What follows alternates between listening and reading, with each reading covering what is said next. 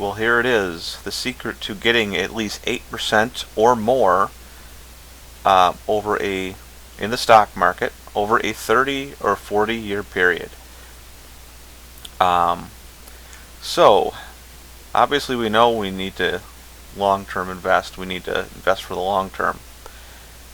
However, I bet you most people don't realize that even in really down markets, the market returns very, very good rates.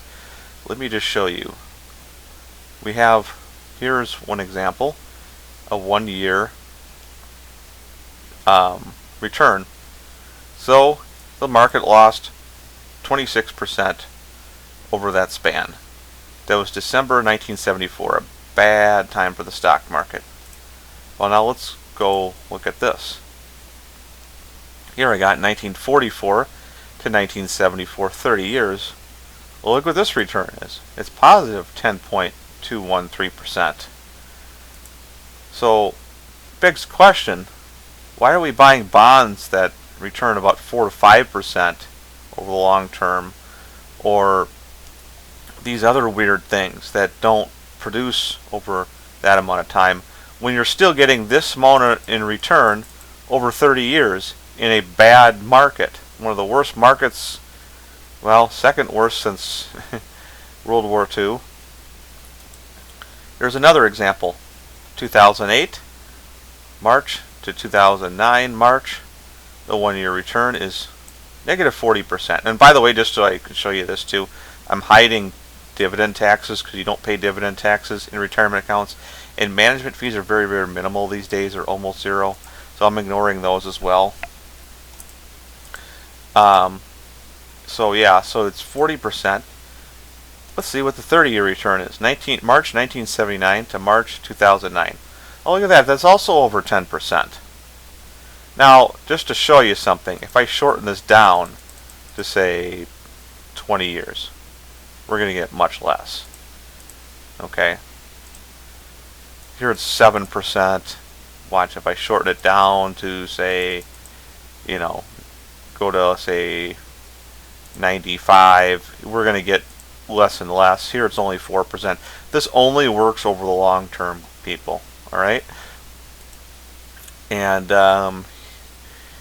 here I just picked a good market. 2019 March.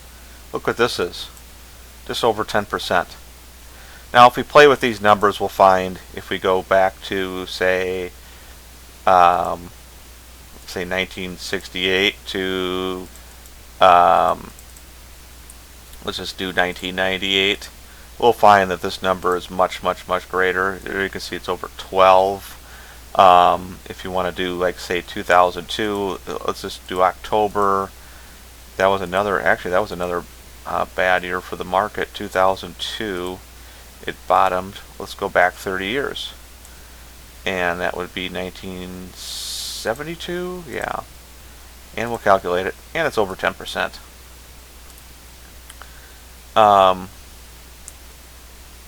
So that, yeah, just want to make sure I did the math right there. That's 30. So, we keep getting these numbers, but yet we're told we need to diversify with stocks and bonds and all that. And here's the other kicker too. I'm using 30 years. Let's just say if you started when you're 18, you've got how many years till you're 62? That's quite a lot. I think that's 44 by my count. So if you add 14 more years on, can you imagine what this, at 10% compound interest rate, you're going to have much more than double this number. Okay? So now, if you Google the average life expectancy, it's like 78 and change. It's almost 79 years for life expectancy these days. So we have 18 to 62. That's 44 years. If you retire at 59, you take 3 of those off. So that's 39 years. So we have 39 years, and then we have 15 years in retirement, approximately. Or, well, actually, the average person, I got that number from the average person retires at 63. The average, so that they die at 78, 79. So that's approximately 15, 16 years in retirement. So we got so many more. So I didn't even give you. I lowballed you here because if you start when you're 18, you're adding 14 more years on. Well, let's do that once. Let's add 14 more years onto this. 1972. So if we go back to 1962, that's 40, 41, 42. That's 42. And we said 44. Okay, so 1958. Let's calculate that. Look at that number. Okay. So let's just say if you make $40,000 and you're putting away just 3% with no match in your 401k at $1,200. If it grows at that rate, that's how much it's going to be worth when you're 18 years old. If you're making let's just say, okay, you're probably not going to make that much at 18 years old. You're probably going to go to college. Okay, so let's do 40 years because like 22, right? So let's do 1962. So you went to college from 58 to 61. Now you graduated. Now you put away now you're making $40,000 a year starting out, and you hold on to that for 40 years. That's how much that's gonna make. And that does it. And like I said, the average person lives less than 20 years after retirement. So you're gonna have much more of these. Like if you only used one of these per year, you're going to have way more of these each year to pull from than you're going to have years in retirement, if you know what I mean. So what I came up here in this article, let's see, where do I have? Oh, okay. I do have it. I have it in another window here. So I came up with this system. Here I gave the examples like I was just describing. So now, okay, so there's a problem here though. Over these 30 years, you can pull your initial 12, whatever this grows to, this 1,200, you can sell that really easily. But if I add money to this, say $100 a month, okay, now the problem is I can't find where the dividends are because this all includes dividend reinvestments. This is this number, what that grows to, plus the dividends that get reinvested over the years from 44 to 74. Now if I add $100, when I sell those dividends, I don't know if it's for this or for maybe one of these that maybe got reinvested a year or two. Maybe it was $100. So to put 1,200, I'll put in 100. I don't know if it's for this that got reinvested in 1974. Or I'm probably selling a mixed bag.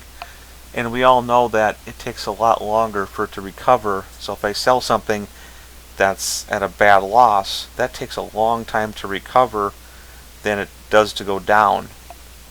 A longer time to recover than it does to go down. So what we have to do is we have to split these dividends up, right?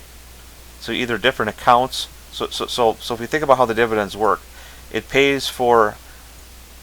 So let's just say we're buying a mutual fund here. We're not buying stocks, right? But this is the same for stocks too. But we're just going to focus on mutual funds. It just counts how many shares you own of the stock, and whatever the dividend is for that quarter, month, or year, it's going to pay you for all the purchases you made. Based on how many shares you own in that same account in the same fund, right?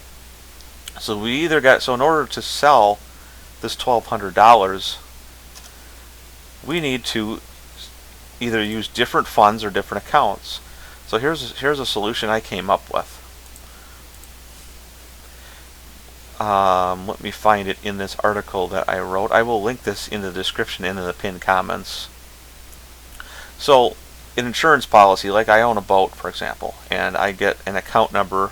I have a fixed account number every year, and then every year since I bought it, the last two digits goes up by 1. -01, or -00, so 01 means I've owned the boat for 1 year. -02 means I've owned the boat for 2 years. It was 2 years ago. Can't remember which one I'm on now. But what this does is it basically gives you a different account number without confusing the customer. And then it will, let's just say I buy a Fidelity fund. Say I buy this fund right here.